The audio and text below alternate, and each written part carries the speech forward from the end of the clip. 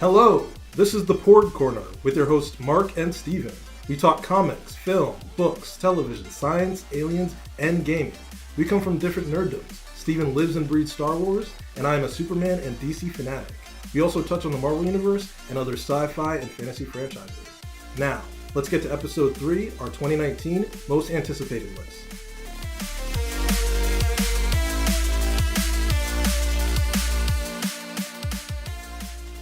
Let's get right into it. Here's how this will work. I'm going to run down a list of most of the big movies coming out in 2019, and then we'll narrow down our list to the top 5 each. So, Steven, do you have a top 5 ready to go? I do. As he reaches for a post-it note. I have my sticky note. So, the 2019 list includes films like Avengers Endgame, Star Wars Episode 9. These are, of course, the big two. Woo!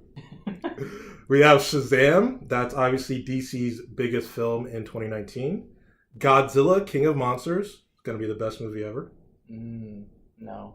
Spider-Man Far From Home. I'm going to ignore that. Toy Story 4, Captain Marvel, The Lion King, Aladdin, Glass, Reign of the Supermen. Again, best movie ever. The Lego Movie 2, How to Train Your Dragon 3, John Wick Parabellum, Detective Pikachu, MIB International, Joker, Alita Battle Angel, and Dumbo. Steven insisted including Dumbo on that list. So these are most of the ones that are coming out in 2019. So, having said that, throwing Steven under the bus, let's get to your list, Steven, and your post-it note. Let's start with number 5. So, number 5, it was not on that list, but I wrote down The Upside. That's the new movie with Kevin Hart and Bryan Cranston. Cranston. Nailed it. Walter White. My number 4 is Toy Story 4. My number 3 is Shazam. Okay. That's going to be hilarious, and I cannot wait. Okay. Number 2 is Avengers Endgame. And then, obviously, number 1 is Star Wars Episode 9. Yeah, obviously that's your number 1. Okay, so before we get into discussion, I'll just run through my 5 through 1 quickly, and then we'll start with your list with, especially the Upside, because that's a really interesting one, so I want to get to that. My list includes, at number 5, John Wick Parabellum. Aladdin is number 4. At 3 is Shazam. I think we share that at 3. 2 is Godzilla King of Monsters. And 1 is Reign of the Supermen. Again, the 2 best films ever. What? In the top 2. That's your number 1. That is my number 1. That movie comes out on January 15th, and it's going to be amazing. It's a cartoon. It's an animated film, just like Spider-Man Into the Spider-Verse was. Not the same. It's a little different type of animation. Not the same. And basically, it's a second part of a 2-part film series that WB released. Last year, they released Death of Superman, which was an adaptation of the famous comic that everyone loves. Everyone loves. And then this year is going to be the Reign of Superman story arc. I can't stare at you with a more blank look on my face. Like, I know nobody can see me, but I'm just like stonewalled right now at that choice. Steven's literally piercing, just bullet eye gaze at me. It's not even one of the top production companies. Like, it doesn't even make sense. Like, it is a WB film. It's a DC film. It's just animated. And they're releasing it in theaters. You know, I saw the trailer for it, and it says, "Can't wait to be on Blu-ray." Well, it does come out on Blu-ray, but it's coming out technically in theaters a day before Blu-ray. So it counts. So we get 1 day in theaters. We get 1 day in theaters. So we can watch it, which we're going to do, by the way. We're going to see it. Yes, in theaters. And then at midnight, we're going to drive to Walmart after the movie and pick it up. Exactly. Everyone should do the exact same thing. I'm out. Nope. No. Oh, you're not going to see the movie now? No, I'm out. It's going to be. It has Superboy in it. It has Eradicator. That did look cool. I did see that. That looked really cool. But we're getting a turnaround here. No. Give me 2 more weeks, guys, and we're going to turn Steven into a believer. Reign of the Superman believer. No. All right, fine. You're not on board right now. It's gonna be a great movie. Anticipated movie of 19? Hey. Maybe? Hey, how did we open this podcast? I'm a DC fanatic. I'm a Superman fanatic. But it's number 1. Yeah. You can't go wrong with it. Whatever. All right. Next. Let's get to your list, and let's talk about The Upside, was it? Yeah. Number 5? Number 5, That actually did look good. See, I'm not going to roast you in front of all these listeners.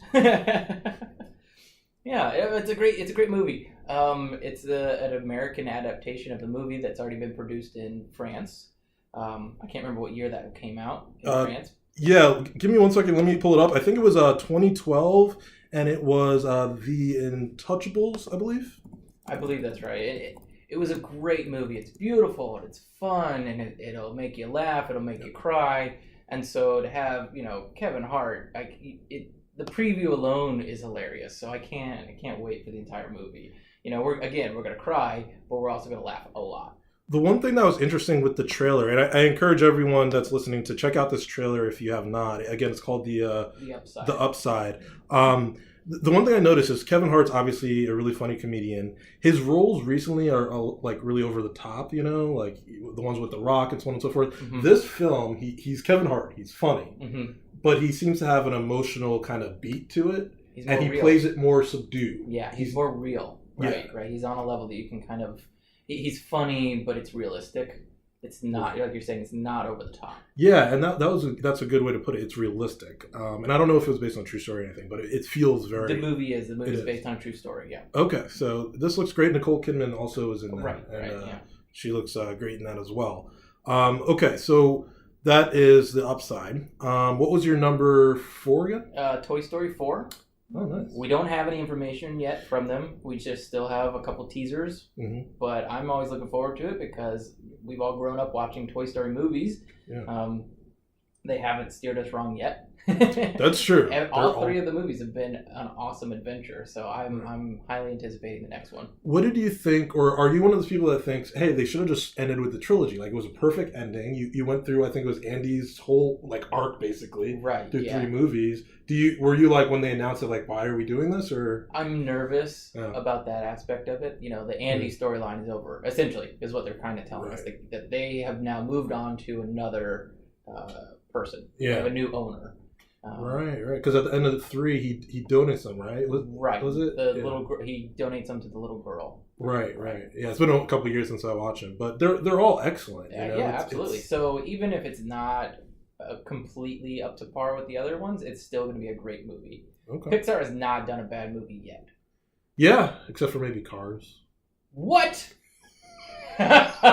So for you listeners, Steven, other than Star Wars, his other big passion is cars. Like, not the movies, or apparently I guess the movies, but like actual cars. He's a car guy. Yeah. So you actually like the movie Cars too? Yeah.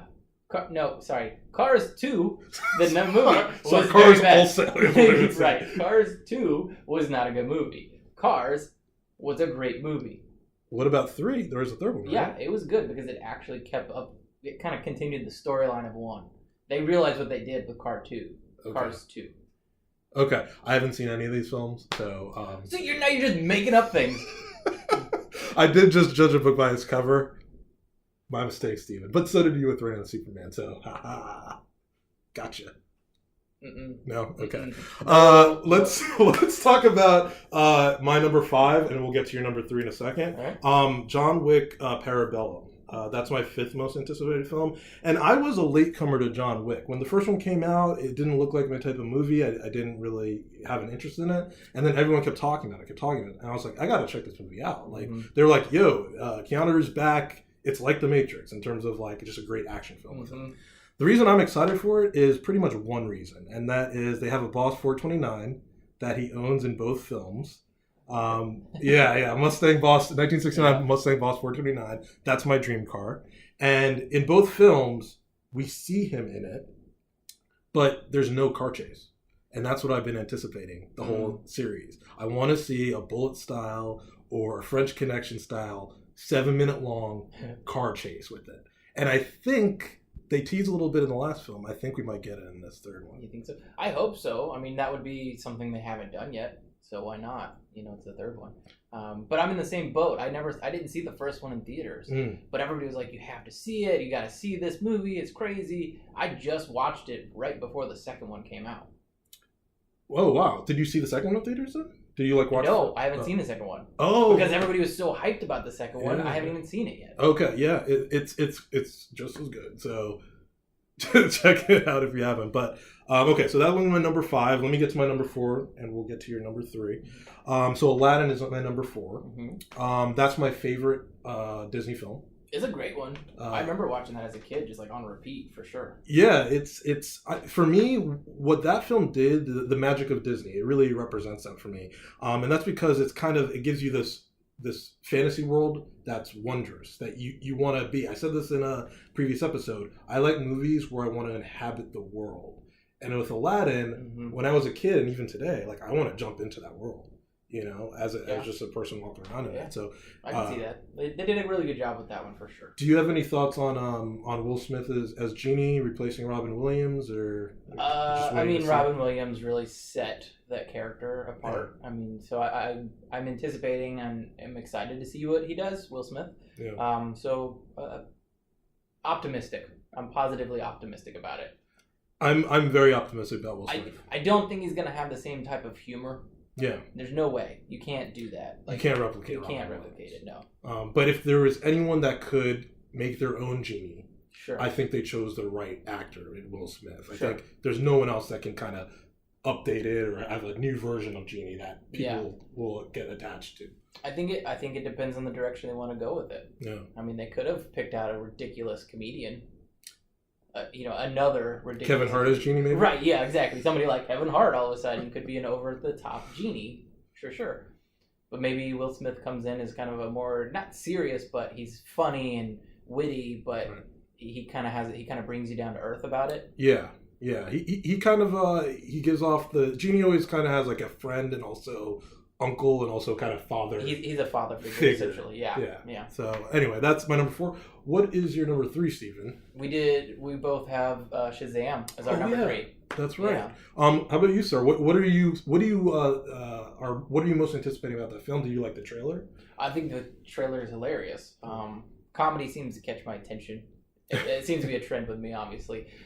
So I'm really looking forward to it. I think I can't really wait to see what they do with the character because even the comic and the cartoon, it's a ridiculous character. It's gonna be funny no matter what. Yeah. So I think it's about time.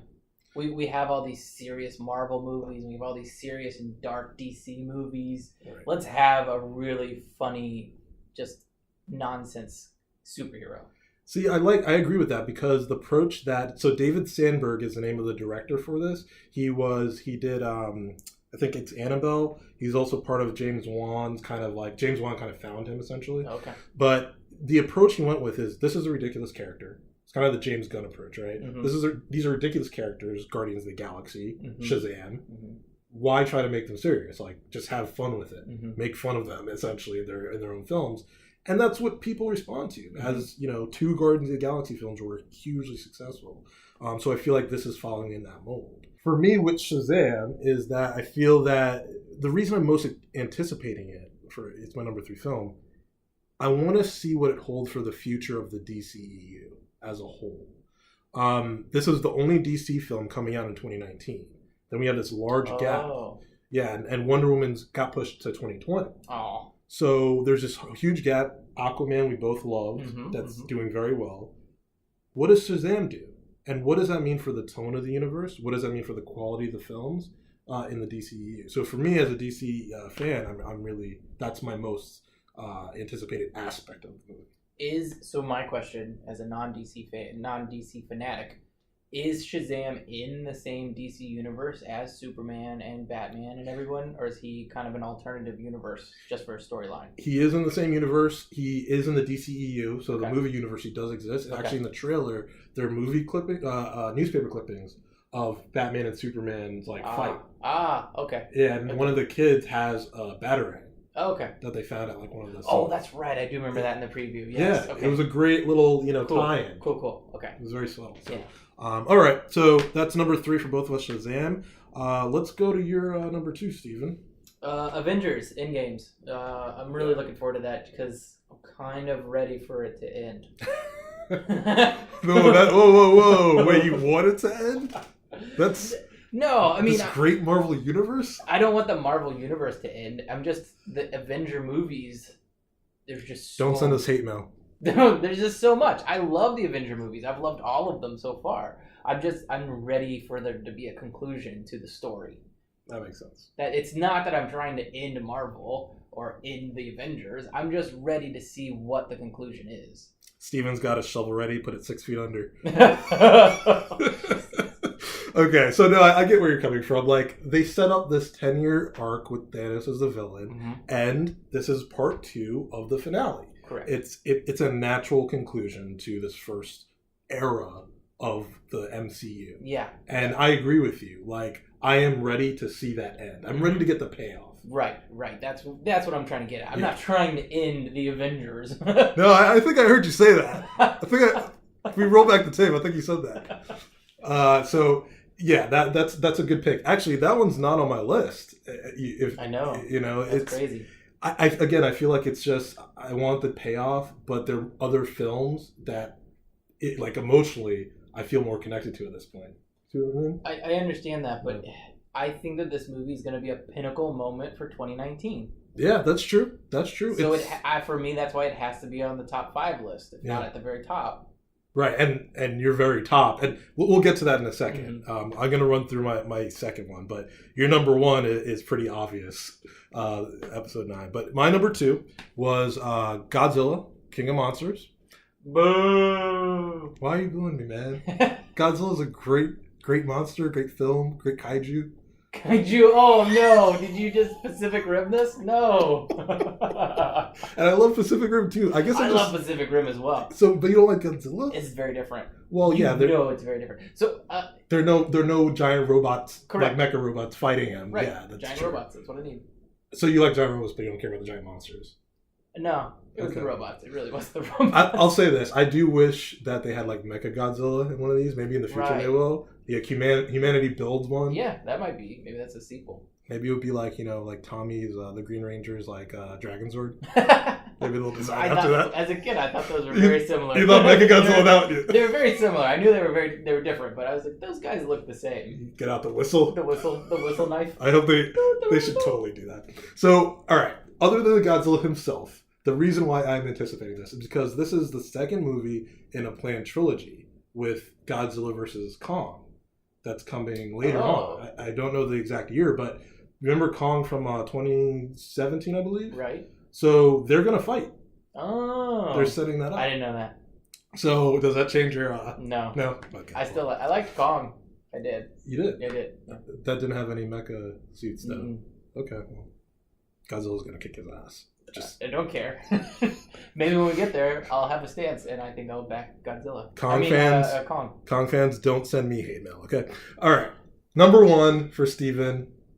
Go ahead. Star Wars Episode 9, which doesn't have a title yet, right? No, it doesn't. I don't think so. No, there's no title yet. So is that it? That's all you're going to say about it? What am I supposed to say? We don't know anything. We just know it's coming. That's fair, but I guess it's kind of like a mic drop, like Star Wars Episode 9. Boom. You don't have to say anything else. That's true. Star Wars runs the world. Everything revolves around Star Wars. Right now, you're not wrong. Everything has Star Wars in it, or somebody's making a Star Wars toy out of it, or this or that. Yeah. I've got a bookshelf right here covered in Star Wars Legos. Okay. So let me not let you off the hook too fast on this. I just want to ask you one question. Yeah. When you heard the news that JJ was coming back, mm-hmm. what did you think of that? My initial reaction was, he better tell us something about Snoke. Somehow, whether it's a flashback or there's something, he's going to help us understand Snoke better. Okay. Than what happened in The Last Jedi. Okay. Follow up to that. What about Rey's parents? Was that an issue for you? And do you not care? Or I don't care anymore. Okay. After we learned that, after she met with Luke Skywalker and he was not her father, I knew that from the beginning. A lot of people had a big argument about that. I'm just glad that they proved that he was not her father. Okay. That's it. That's all I needed, was him not to be her father. Okay. All right. So, we'll get more information, in the coming months about Episode 9. It comes out in December, guys. So Disney's going to be dropping more info through the years, and we're of course going to talk about that as we get more info, especially when the title gets released. Sure. That'll be a big. I'm going to want to hear your theories on like what that means. Oh, I know. I can't wait. I can't wait because I went crazy with the Last Jedi title. I think everybody did, but I had my theories. Yeah, there were so many. And I'm going to tell you this: my theory was not wrong. Interesting. My theory was that Luke Skywalker was going to call himself the Last Jedi. Okay. And that's what he did in the movie. Exactly what he said. I am the last Jedi, but I will not be the last one, or something like that. We have to paraphrase it. Did you predict The Force Awakens when you heard that title, or we didn't have enough information at that point about the new trilogy? I guess. Right. No, I didn't predict that. I wasn't trying to predict anything. You're not Nostradamus? No. Oh, right. man. No. I wasn't trying to predict anything. I assumed that The Force Awakens gave us a new Jedi of sorts, somebody else that had powers. Okay. Well, I can't wait for that episode 9 as well for similar reasons as you, in that I want to see JJ kind of come back and be able to wrap up some of the questions and, story elements that he introduced in The Force Awakens. Okay, so let me ask Steven if he has any honorable mentions. You do not? No, okay. I can't think of anything at this time. You just have top 5. I just did top 5. That's where I'm at right now. It's too Stuck early to the plan. It's too early in the year. There's a bunch of movies that I haven't even thought about or heard or seen the trailers for, that once you see the trailer, your opinion changes. That's true. So this is where I'm at right now. I do have an honorable mention because I don't follow the rules. And Alita Battle Angel by good call. Steve, I confess, Steven reminded me of this film and how excited I am for it earlier in the day. I've loved every single trailer. I even loved the first one when everyone was saying that her giant eyes were distracting. I was like, the model looks fine. Like it's great. She's a robot. What do you expect? Yeah. But that looks great, and I will never bet against a James Cameron film having great spectacle. Mm-hmm. Yeah. So I'm looking forward to it. I will say the very, very first teaser trailer that they gave us had me on the fence about it. Not because she had giant eyes, but because when they do teasers, they use like the early renderings of the 3D animation. Right. And so again, my technical eye sees it and kind of goes, ooh, that's cheesy, or oh, that's real flat. And they didn't do a lot of mapping on it correctly, Mm-hmm. But then later on, the real trailers came out and they had replaced the video with the properly rendered animation, and it became much higher quality, and you started seeing things as being real and less CGI. Right. So I am really, really excited about it. One other thing to mention about Alita is not only the spectacle of it, but I actually felt that in those trailers, James Cameron is getting that emotional element from his actors that I want to see. I felt that, at least. From the villain to Christoph Waltz, who plays like the father figure, to the actual actress who plays Alita. So I'm really looking forward to that. I'm going to mention one more honorable mention. Okay. That's Captain Marvel. I do want to see what that film is going to be like. It's going to be Marvel's first standalone female-led superhero film. The trailers have underwhelmed me. But what excites me about the film is that I feel like she's going to come into Avengers and into her own film as just this ridiculously powerful entity that we haven't seen yet in Marvel. And I'm really excited about that. Yeah. No, I think that one's definitely going to be a great movie for 2019. I'm looking forward to it as well. It didn't make my top 5. It's definitely my top 10. But I think mostly because I don't have like a strong connection to that character. Right. Captain Marvel is not somebody I followed forever. It's not somebody I ever knew a whole lot about. I know a few things about the history of her origins and things like that. So, I am excited to have that new character brought in. Yeah, exactly. It's a new character. Like it's very rare, really, with the MCU, it seems. All right, so I think we should wrap it up there. We did create a Facebook page. We created an Instagram page. We created Twitter. So you can follow us on all of them at the Porgcorner on all of those social media networks. And we'll see you next episode.